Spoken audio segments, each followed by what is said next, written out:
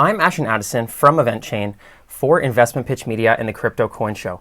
And today on Blockchain Interviews, we have Mr. G. Edward Griffin, the author of Creature from Jekyll Island and the Red Pill University. Mr. G, welcome to the show. It's a pleasure to have you here today. Thank you for inviting me, Ashton. It's a pleasure to be here.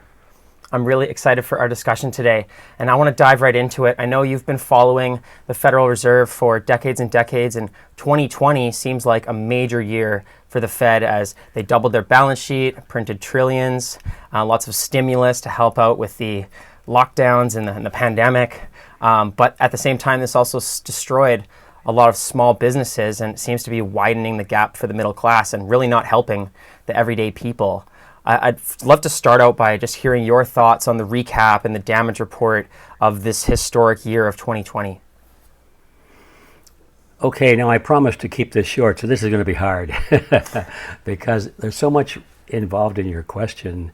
I would start off by saying, yeah, it does look like, especially in 2020 and now already in 2021, that what's going on at the Fed is not helping the little people at all. But I would comment by saying it never has. It's just more obvious now because we've always been able to take the bumps. Okay, well, gee, that wasn't a very smart thing to do that those banks did. I mean, they raised the interest rates once when we needed interest rates low, or they lowered it when, my God, we've already got too much inflation. And what's going on here? So it's never been in the interest of the little person. But my observation of what's going on today is rather discouraging, or I almost wish you hadn't asked me, because now I'm obligated to answer and to tell you exactly what I think. I believe that the banking fraternity, we know that have studied it, that the Federal Reserve is not a government agency, it's banks. It's a cartel of banks. And that's a very important thing for people to know, to understand what I'm about to say. This is not a government agency. It is not subject to, even though it appears to be subject to government control, it's more the other way around. Since these banks have the legal power to create money, they literally create the money, and they pass their own rules about how they create it and how much and what interest rates. I mean, it's a complete monopoly over the American money supply. And since they can do that, of course, they're running the show, not the government. They tell the Congress what to do, and it's all a charade when these Federal Reserve chairmen go before the congressional committees, and there's the committee sitting up on the dais. They're about 2 or 3 feet higher than everybody, and they're looking down, and there's the Federal Reserve chairman sitting at a bare table. He's answering questions like he's their servant, as he should be. But it's a laugh because I know, and they all know too, that the Federal Reserve is only there because he thinks it's good publicity to be there, because he thinks it looks good to make it appear that the banks are controlled by the government. In fact, since the banks create the money and fund the government, because the government doesn't get their money anymore from taxes. I mean, they still get quite a bit, but most of it comes from the Federal Reserve, and they just create this money. That's why they're just going crazy now with trillions and trillions of dollars. Where does that money come from? Well, they just create it, and so nobody worries about how much something costs. So, you want to do this? How much does it cost? So don't bore me with that. Let's go for it, So since that's the arrangement, it's actually the banks that are controlling the government. Now that's a very harsh statement, and but I think anybody that takes the time and really looks at what's going on behind the curtain, it's exactly true. So now, with that as context, what's going on? Well, the banks have decided, not the governments, but the banks have decided, I think, especially with this great reset looming, is to change the game completely. We're rapidly plunging now toward a new system, literally. It's not new, it's kind of old. It goes back to caveman days, where the guy with the biggest club and the most power, or the biggest tribe, he was the absolute ruler and master of his universe. That's about as far back as you can go. And that's where we're headed again, and they call it step forward, but I think it's a huge fall backwards. We're going back to a time when the world, they expect to be completely subservient to the will of a relatively small group, the dominant class, be way less than 1% of the population, will be telling everybody else what to do. And one of the primary methods of doing that is with purchasing power. If you control a person's purchasing power, make it very difficult, if not impossible, to even buy food, or to pay rent, or to buy anything, to buy clothing, food, shelter. You can't go anywhere. You can't own a car. You can't buy a car. If they can control a person's economic existence totally, which was the goal of Marxism, we've gone far beyond Marxism now. They've gone into a technocracy where this is not done so much by theory anymore or economic policy as it used to be. It's being done now by technocracy. You just throw a switch and everybody's credit card goes off or whatever. So when you get to that point, it's possible really for a very small group of people to control the rest of the world. This is where I think they have decided, I should say, that they're going to plunge for this very fast. And in this scenario, Ashton, money and interest rates and all that, it doesn't mean anything. It's a new system or an old system again, as I say. It's just pure raw power.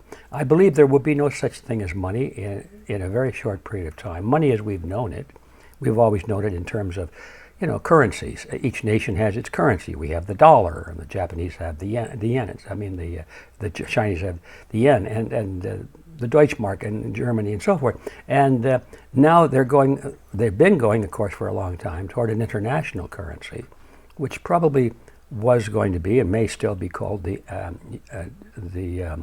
Bancor. The Bancor is the name they chose a long time ago. But I think their sights now are even beyond that. I think they're going to the point where money, as we have known it, will be completely replaced by digital units. Now we're talking about your topic, and you probably know more about this than I do.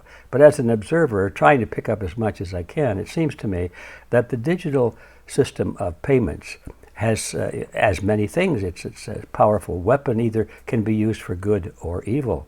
And of course, most of the eager people like us who are looking for some way to escape the banking monopoly say, oh, good, we've got cryptocurrency. We're outside of the banking system. Not necessarily. Because, as you know, all of the banks for at least a decade now have been spending millions, tens of millions of dollars trying to rush into the parade, so they'll be at the head of the parade, and that they'll be able to control the cryptocurrency, even though there's a wide held belief that you can't control cryptocurrency. Well, you can, and if you have enough money, and if you control the governments to pass laws to make certain things illegal, and if you control the technocracy also and funnel everything through a side chain or some kind of a clearinghouse, there'll be aspects of the crypto chain that will be beyond the control of anybody. But when they all merge together through some kind of a funnel or a clearinghouse so that you can buy coffee, gasoline, and everything else, all of a sudden there's a choke point.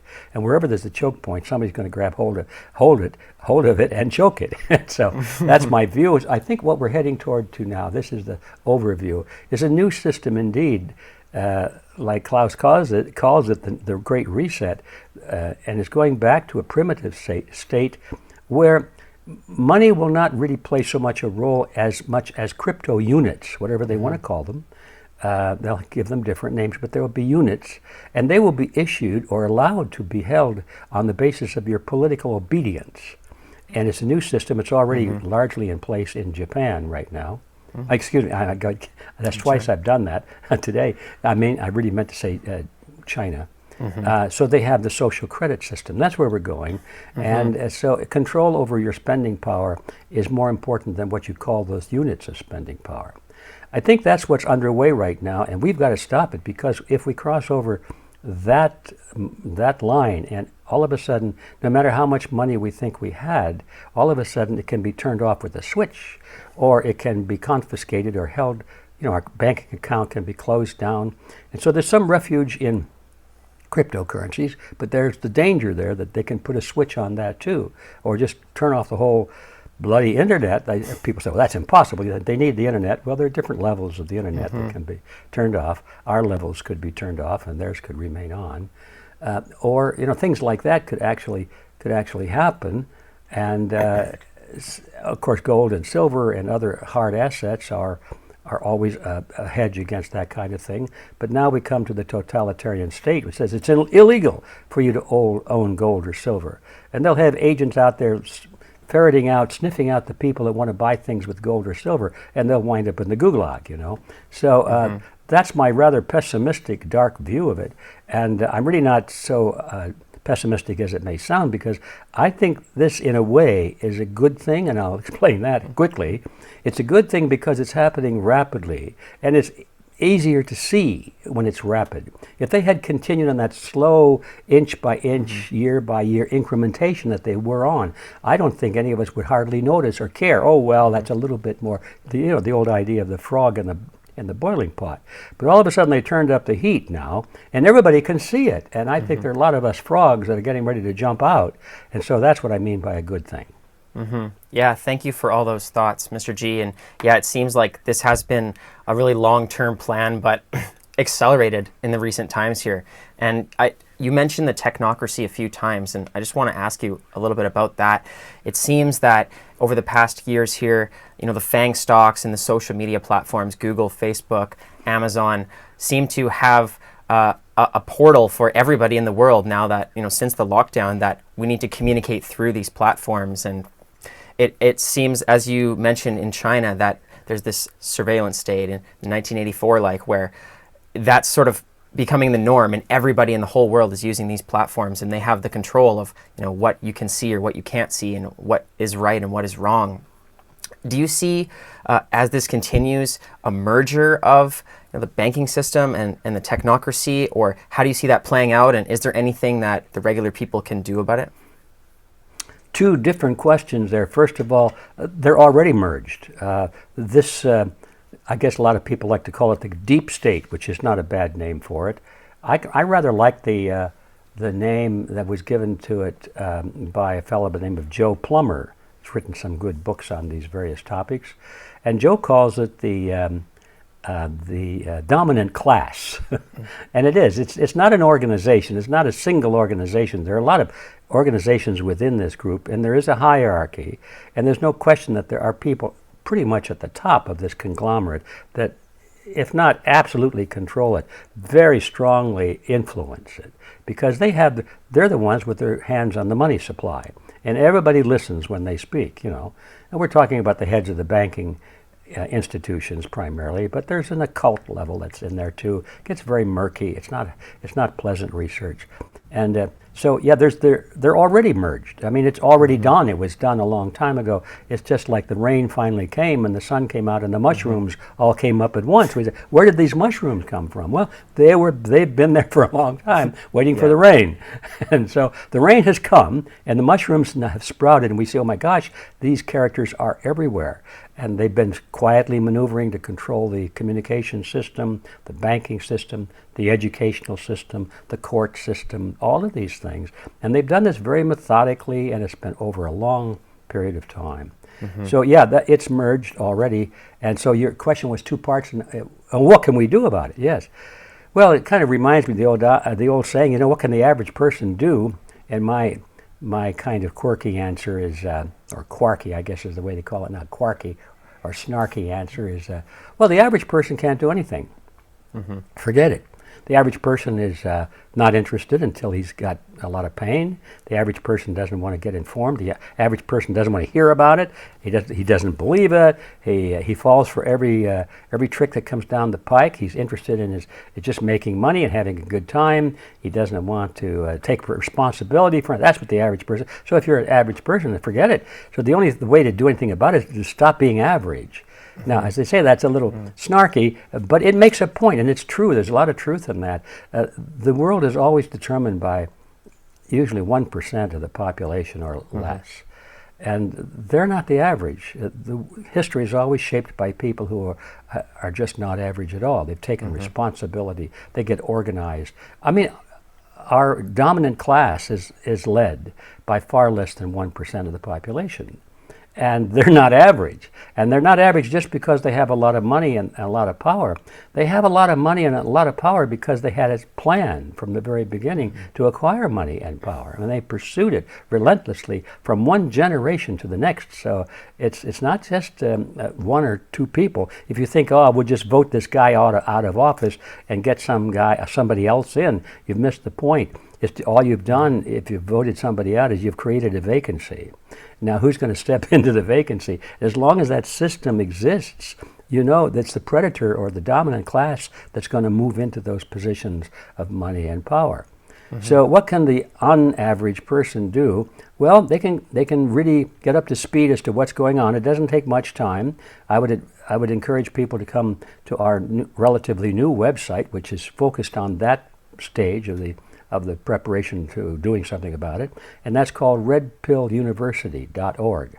It's all free. Everything is there at no charge. And believe me, we're loading stuff in there every day now, and it's well on the road, if it's not already being there, as the most comprehensive and complete repository of information of this kind in the world. So that's a good place to start, but don't stay there, because you'll come to a point where you'll say, gosh, okay, I get it. We got to do something about it. Now what? So then the next phase is to become involved at the local level with people of like mind. This is what our dominant class has done. If you look in your local community, everywhere you look, you see little groups that are funded by somebody like Soros or somebody we don't even know, the deep state. They're all part of the dominant class. They all have the same goal in mind. So we have to build the same organizations. Now, we don't have the money, but fortunately we have the bodies. We have the army. People are just clamoring, what can we do? What can we do? And they're not the average, by the way. When they start asking that question, what can we do? Suddenly they're not average anymore, because the average person says, don't bother me. Don't tell me about it. I don't want to hear about it. So we have millions and millions of people are just waiting to do something if they just knew what to do. So it's our job to try and bring those people together. And I think it wouldn't be long, if I see the movement already, to the point where we have critical mass. And then I don't care how much money they have. I don't care how much influence they have. I don't care how powerful the engines of coercion are. If you awaken the sleeping giant, then freedom will prevail. It will be returned. But that doesn't mean it'll be returned without a lot of payment. I mean, we've gone a long way, and I think it's much like being a drug addict. I mean, you can get off of it, but it's going to be painful. There's going to be a period of time when life is very unpleasant. We can't avoid that. I mean, we've gone too far. But the encouraging thing is we will come out the other side. And once we come out the other side, we will have learned, the whole world will have learned an important lesson about collectivism. And if we do our part, then the world will never go back to collectivism again. Very well said, Mr. G. And we are running out of time, but I do want to ask you one last question. And you were just talking about, awakening the sleeping giant, and when the army realizes that they're stronger together. And it seems that there's been a stepping stone in terms of this starting with the recent events in the market with GameStop and AMC and retail investors in the Wall Street Bets army, so to say, buying these stocks to short squeeze hedge funds. And now people start getting interested in short squeezing silver and other stocks and trying to band together as retail investors to put their foot down and say, hey, the hedge funds are controlling things, and when it's us doing it, then it's wrong, but when it's them doing it, it's right. And so I'm curious, do you think that this is a good step in the right direction towards awakening that sleeping giant? I think it's a good step, but it's a very small step, and I'll tell you the reason that I'm cautious about my answer is because I note that this is very much like the tax revolt movement. I mean, there are people who said these taxes are too high, and they're resisting. Some of them are challenging the whole tax concept in courts and so forth. Is that a good sign? Well, I think it is, because people are realizing that they're being taken advantage of, they're being plundered and so forth. But the reason I have caution on it is I noticed that in both the tax revolt movement and now in the in the short squeeze and all of that, these people are motivated not by a desire to be free, but to make money or to save money. It's all about money. I unfortunately, and I hate to say this, but I've noted that so many of my friends who are in the tax revolt movement have no interest in other aspects of the liberty movement. It's only when it affects their pocketbook. Now that's very discouraging to me. So it's a good step, all right, but I'm cautious because we've got to take much bigger steps than that. But we have people who are interested just because it's the right thing to do, not because it affects them in their pocketbook. Yeah. Freedom cannot be weighed on the scale of money. So I think it's a good start, but let's keep going. Let's let these people realize that if we don't win this battle, all the money in the world is not going to save them. they'll be lined up against the wall because there'll be those dirty capitalists who brought all this about by hoarding this and not going along and so forth. They caused this terrible thing to happen. To the wall with them. And the masses will say, yes, to the wall. It's almost like a horrible movie. I can see it right now in my mind. So money isn't everything. It's a good step, but let's go on and think about liberty. Great. Thank you so much for all of your insights, Mr. G. I will leave the link to Red Pill University in the description box below. I really appreciate you coming on and speaking, and it seems now is the time to take action, and there's a lot of things happening. So all yes, the best. Ashton, thank you for that. And let me just close, if I may. I forgot to plug our upcoming event, if I may do that. Yeah. We have a series of Red Pill Expos, and they've been wildly successful. Our last one was on Jekyll Island. Back in October. Jekyll Island, of course, is the scene of the crime. For those of you who know about the Federal Reserve, it was crafted and conceived at a secret meeting on Jekyll Island, Georgia, back in 1910. So we had our last event there. It was a smashing success, and we've also got the next one just announced now, and we're about to announce it. This is before the official announcement, but it's scheduled for Rapid City, South Dakota. Rapid City, South. Why there? Well, South Dakota, first of all, is one of the few sane states. I mean, everybody's not all locked down with these masks and 6 feet and locked in their houses and everything. And they got signs up and everything, beware, beware. But not nobody, but mostly people just ignore these things. So we thought, well, let's go there where there's a little bit of fresh, free air to breathe. And also, it's about a 30-minute drive from Mount Rushmore. Go look at a national monument like that. So our next one is on June 4th, 5th, and 6th in Rapid City, South Dakota. So if you want to know more about that, go to redpillexpo.org, redpillexpo.org. So there's my plug, and thank you again for having me. Thank you, Mr. G. Thank you. Bye-bye.